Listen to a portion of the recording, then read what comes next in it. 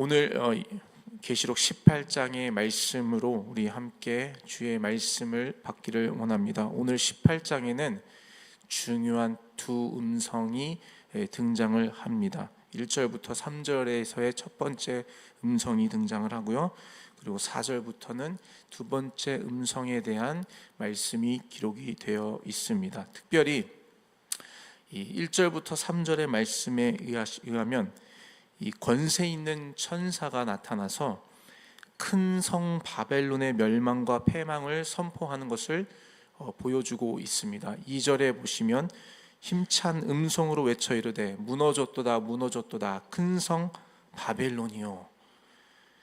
여기서 언급하고 있는 바벨론은 당시 로마 제국을 의미하는 것으로 우리가 해석을 할 수가 있겠습니다. 당시의 로마 제국은 그냥 한 나라가 아니라 엄청난 큰 대륙을 이룬 제국이었습니다. 나라들이 모여서 큰 제국을 이루고 있었던 것이 바로 로마 제국이었던 것이죠. 누구도 범접할 수 없는 군사력을 가진 제국으로 결코 흔들리지 않을 그 권세를 자랑하고 있었던 나라입니다. 그뿐 아니라 경제력 또한 대단하였습니다. 이 모든 길은 로마로 통한다라는 말이 있을 정도로 모든 상인들이 모이는 이 세계 무역의 중심이 바로 이 로마였던 것이죠. 군사력과 경제력으로 로마 제국은 이 부의 화려함으로 가득 찬 곳이었습니다. 누구도 로마 제국의 멸망을 상상하지도 못했던 시대를, 이 계시록이 쓰여졌던 시대가 바로 그러한 시대적인 배경이 있었다라는 것이죠.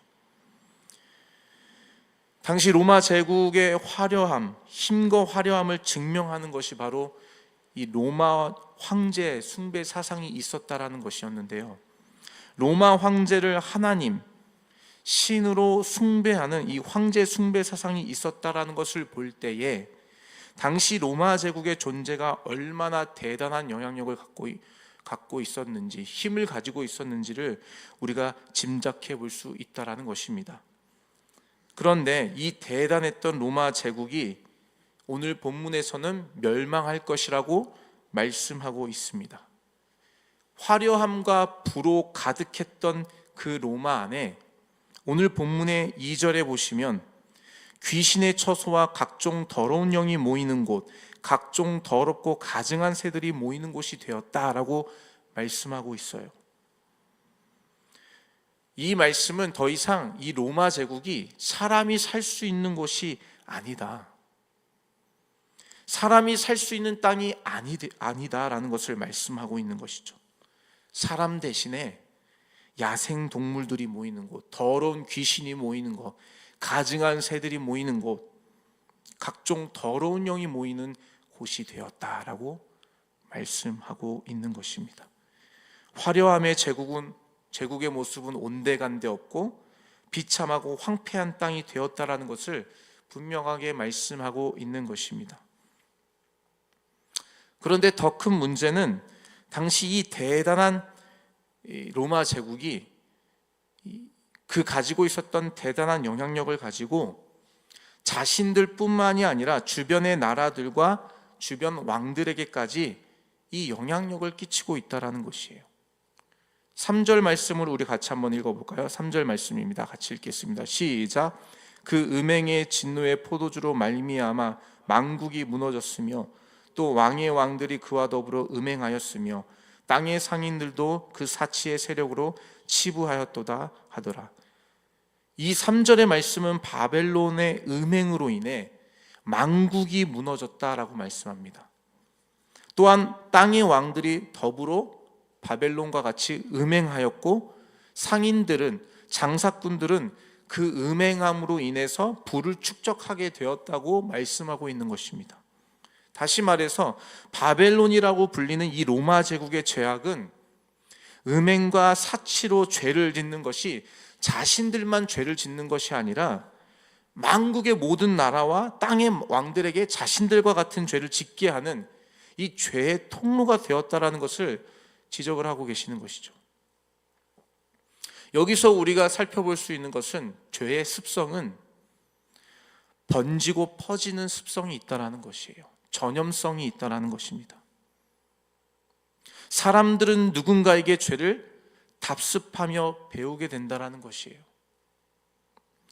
죄를 짓는 상황에 노출이 되면 아무리 대단한 믿음을 가진 사람도 금방 죄로 물들기 쉽다라는 것이에요. 그래서 성경은 우리에게 악은 모양이라도 버리라라고 말씀하고 계십니다. 우리가 아무리 믿음이 대단하다 그래서 나는 결코 죄를 짓지 않을 수 있어, 자신 있어 라고 말하는 것은 교만한 말인 것이죠. 우리가 죄에 속해 있는 환경에 던져지게 된다면 우리도 그 죄에 쉽게 물들 연약한 존재라는 것입니다. 왜냐하면 죄가 가지고 있는 습성은 바로 퍼지고 번지는 이 전염성을 가지고 있는 습성이 있기 때문이라는 것이죠. 그래서 두 번째 음성, 그 두 번째 음성이 우리에게 이렇게 말씀하고 계시는 것입니다. 4절의 말씀을 같이 한번 읽어볼까요? 4절입니다. 시작. 또 내가 들으니 하늘로부터 다른 음성이 나서 이르되 내 백성아 거기서 나와 그의 죄에 참여하지 말고 그가 받을 재앙들을 받지 말라. 그래서 주님께서 그 백성들에게 내 백성아 거기서 나오라 라고 말씀을 하고 계시는 것입니다. 내 백성이라 부르심은 당시 그리스도를 따르는 성도들을 의미하는 것이죠. 그곳에서 나와 죄에 참여하지 말라고 하십니다. 재앙을 피하라 라고 말씀을 하고 계십니다. 이것은 고돔과 소모라 땅, 이 심판하기 전에 롯과 그의 가족들을 구원하시기 위해 경고의 말씀을 주신 것을 우리에게 상기시켜 주는 것과 같습니다. 하나님의 백성은 세상 가운데 살아갈 수밖에 없지만 중요한 것은 하나님의 백성은 세상에 속한 존재가 아니다라는 것이에요. 여러분, 이 차이를 여러분 분별하실 수 있으셔야 됩니다. 우리가 세상 속에 살아갈 수밖에 없는 존재이지만 우리는 세상에 속한 존재가 아니다라는 것이에요. 비록 우리가 살고 있는 곳은 세상이지만 우리는 세상에 속한 존재가 아니라 하나님 나라의 하나님 백성에게 속한 자녀라는 사실을 우리가 기억해야 한다는 것을 보여주고 계십니다. 세상과 분리되어 살 수는 없지만 세상과 동화되어 죄의 유혹에 빠지면 안 된다는 것을 이 두 번째 음성을 통하여서 우리에게 분명하게 말씀하고 계시는 것이죠. 그래서 우리는 항상 죄를 경계하고 그 모양이라도 멀리해야 하는 그러한 모습이 우리 안에 있어야 한다는 것입니다. 특별히 죄가 가지고 있는 두 번째 특성은, 이 죄는 우리의 감각을 마비시키는 특성이 있다는 것을 우리가 좀 기억해야 할 줄로 믿습니다. 죄는 우리의 감각을 마비시키는 특성이 있다. 첫 번째 특성은 무엇이었죠? 번지는 특성, 전염되는 특성. 두 번째 특성은 우리의 감각을 마비시킨다라는 특성이 있다는 것이에요. 여러분, 우리 몸의 감각 기관 중에서 가장 쉽게 마비가 되는 이 감각 기관이 어딘 줄 아십니까? 바로 후각입니다. 후각. 냄새를 맡는 이 후각은 우리가 가지고 있는 감각 기관 중에서 가장 빨리 마비가 되는 기관입니다. 예를 들면요, 여러분, 악취가 나는 곳에 처음 딱 들어가게 되면은 그 악취가 우리 코를 찌르죠. 이 감각적으로 그걸 딱 인지하게 됩니다. 그런데 여러분, 그 악취 나는 곳에 한 5분만 계셔 보세요. 악취가 나는지 분별을 못 해요. 왜요? 감각이 이제 벌써 마비가 됐기 때문이죠. 그와 같이 이 죄는 우리의 영적인 감각, 이 특별히 죄를 감지하고 인지하는 능력을 마비시키는 그 힘이 있습니다. 그래서 처음 죄를 지었을 때는 막 손발이 떨리고 막 마음이 요동하고 불안해. 주의를 잘 지키다가 주의를 한번 주일 성수를 지키지 않았을 때, 여러분 그걸 경험해 보신 분들이 있으실까 모르겠는데요, 막 가슴이 떨립니다. 내가 이래도 되나? 괜히 하늘에서 벌이 내려서 하나님께 진노를 받을 것 같은 그런 마음의 떨림이 있어요. 죄를 처음 지었을 때. 근데 여러분 그게 2번, 3번 반복해 보십시오. 그 떨림이 있나요? 없어집니다. 감각이 마비되는 것이죠. 나중에는 그 죄를 죄인지도 인식하지 못하게 되는 지경에 이르게 됩니다. 그게 바로 죄가 가지고 있는 힘이에요. 죄를 인지하는 영적인 감각이 마비되는 것이죠. 그래서 자신이 죄악을 범하고 있는지도 모른 채 그렇게 살아가게 되는 것이죠. 회개하고 싶어도 회개할 것이 생각이 나지가 않는 거예요. 회개합시다! 강단에서 회개를 선포하고 주의 말씀이 회개를 말씀하고 있는데 눈을 감고 회개 기도를 하려고 하자니 회개할 것이 생각이 안 나요. 무엇입니까, 여러분? 죄로 인해서 우리의 감각이 마비됐다는 것이에요. 내가 가지고 있는 죄, 내가 하나님 앞에서 범죄하고 있는 죄, 그것을 인지하는 능력이 이미 벌써 마비가 됐다는 것을 의미하는 것이죠. 이게 바로 죄가 가지고 있는 힘입니다. 당시 로마 제국, 이 바벨론이라고 불리는 로마 제국이 그랬어요. 음행과 사치와 같은 죄악으로 아주 가득하였는데 정작 그 안에 살고 있는 사람들은 그것이 죄인 줄도 모르고 살아가고 있었다는 것이에요. 심지어 그 안에 살고 있는 그리스도인들도 이것이 죄인지도 모르고 세상이 말하고 있는 그 가치관을 따라서, 세상이 말하고 있는 그 음행을 따라서, 세상이 말하고 있는 그의 물질 만능주의를 따라 살아감에도 불구하고 그것이 하나님 앞에 죄인지도 모르고 살아가고 있었다라는 것이에요. 그러한 자들에게 오늘 주님께서 분명하게 말씀하고 계십니다. 내 백성아, 거기서 나와 그 죄에 참여하지 말고 그가 받을 재앙들을 받지 말라. 이 4절의 주님의 말씀은 당시 소아시아 교회에 있는 성도들에게 뿐만이 아니라 오늘을 살고 있는 저와 여러분에게 주시는 말씀인 줄로 믿습니다. 이것을 오늘 나에게 주시는 말씀으로 받아야 될 줄로 믿습니다. 그러면서 본문의 말씀에 이 바벨론의 죄악에 대하여 구체적으로 설명하고 계십니다. 7절의 말씀을 한번 보실까요? 7절 말씀 같이 한번 읽도록 하겠습니다. 시작. 그가 얼마나 자기를 영화롭게 하였으며 사치하였는지 그만큼 고통과 애통함으로 갚아주라. 그 마음에 말하기를 나는 여왕으로 앉은 자요 과부가 아니라 결단코 애통함을 당하지 아니하리라 하니. 7절의 말씀에 의하면 지금 이 바벨론이라 불리는 로마의 죄악이 무엇인가? 자기를 영화롭게 하였다라는 것이에요. 자기 자신을 하나님보다 더 사랑하고 있다는 것을 지적하는 것입니다. 2번째, 사치하였다. 이것은 부와 물질을 따르는 삶을 지적을 하는 것이죠.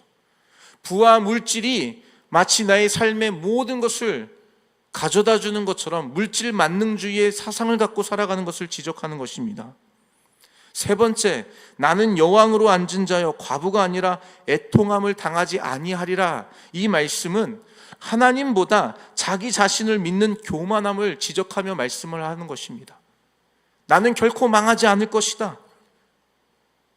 이것을 말하고 있는 로마 제국의 모습을 보면서 주님께서 그 죄악을 지적을 하고 계세요. 이 3가지 죄악이 바로 바벨론, 로마라 불리는 이 바벨론이 멸망당하게 된 이유를 설명하고 계시는 것입니다. 하나님보다 자신을 더 사랑하는 것, 부와 물질을 쫓아서 살아가는 것, 그리고 하나님보다 자신을 더 믿고 하나님 외에 다른 것을 더 의지하며 살아감으로 교만히 행하는 것, 이것을 주님은 지적을 하고 계신다는 것이죠. 이러한 죄악의 모습은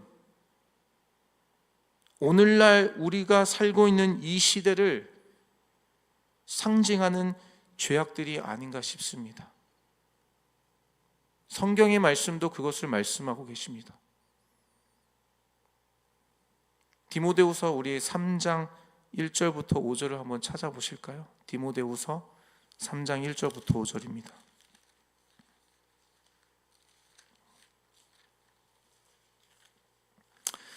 디모데후서 3장 1절부터 5절의 말씀을 한번 찾아보시겠습니다. 같이 한번 읽어보실까요? 1절부터 5절까지입니다. 시작. 너는 이것을 알라. 말세에 고통하는 때가 이르러 사람들이 자기를 사랑하며 돈을 사랑하며 자랑하며 교만하며 비방하며 부모를 거역하며 감사하지 아니하며 거룩하지 아니하며 무정하며 원통함을 풀지 아니하며 모함하며 절제하지 못하며 사나우며 선한 것을 좋아하지 아니하며 배신하며 조급하며 자만하며 쾌락을 사랑하기를 하나님 사랑하는 것보다 더하며 경건의 모양은 있으나 경건의 능력을 부인하니 이 같은 자들에게서 네가 돌아서라. 여러분 3장 1절부터 5절의 말씀에 말세에 고통하는 때가 이른다라고 하시면서 말세 때 일어나는 일들의 죄의 모습들을 쭉 나열하고 계십니다. 자기를 사랑한다고 말씀하십니다. 돈을 사랑한다고 말씀하시고 자랑하고 교만하며 비방하고 부모를 거역하며 감사하지 아니하고 거룩하지 아니하며 무정하며 원통함을 풀지 아니하며 모함하며 절제하지 못하며 사나우며 선한 것을 좋아하지 아니하며 배신하며 조급하며 자만하며 쾌락 사랑하기를 하나님 사랑하는 것보다 더 사랑하고. 여러분 이러한 죄의 모습이 오늘날 우리 이 시대, 우리가 살고 있는 이 시대에 나타나고 있는 모습 아니겠습니까? 여기에 나와 있는 죄의 모습이 저와 여러분 안에 있는 모습 아니겠습니까, 여러분?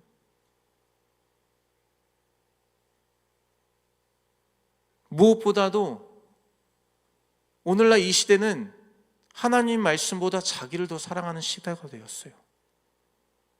다른 말로 인본주의 사상이 판을 치는 시대가 되었단 말입니다.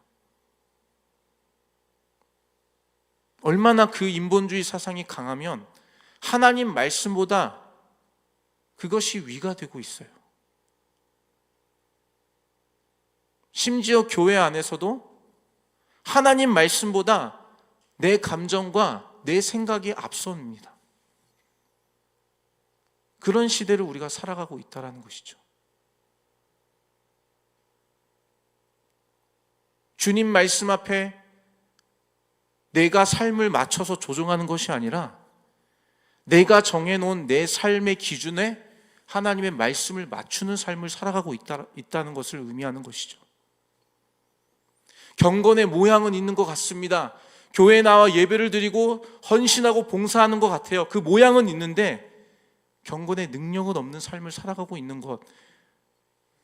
오늘 성경의 말씀이 이 지적하시는 이 말씀이 저기 먼 나라 소아시아에 있는 이 계시록의 당시의 교회들에게 주시는 말씀뿐 아니라 오늘을 살고 있는 저와 여러분의 이 시대에 주시는 말씀이 아니겠습니까, 여러분? 우리가 주님을 사랑한다고 하고 예수님을 쫓아 살아간다고 하면서 예수님은 나의 삶의 주인이라고 고백은 하면서 정작 주님보다 우리를 더 사랑하고 있지는 않은지, 정말 내 삶의 주인이 누구인지를 돌아보고 점검해야 되는 시기가 이때가 아닌가 싶습니다.